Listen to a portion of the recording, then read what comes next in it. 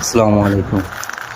তো আর একটা নতুন ভিডিও নিয়ে আসলাম। এই যে এখন ধনিয়া পাউডার হবে, এটা ধনিয়া এখন আমাদের পাউডার হবে। এটা আমাদের টেকনিশিয়ান আর কি।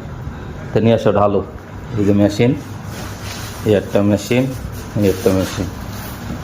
তো এখন এই মেশিনে এইটাই পাউডার হবে। এখন আপনারা দেখেন কীভাবে পাউডার করে। হ্যাঁ, এটা ঢালো। কিস লাগবে না, এর ভিতরে ঢুকালেই হবে। তো এখন আমরা শুরু করছি। ব্যাস, ধনিয়া ঢালা শেষ। হ্যাঁ, এবার রাখো। এখানে কীভাবে পাউডার হয় আপনাদের আজকে দেখাবো।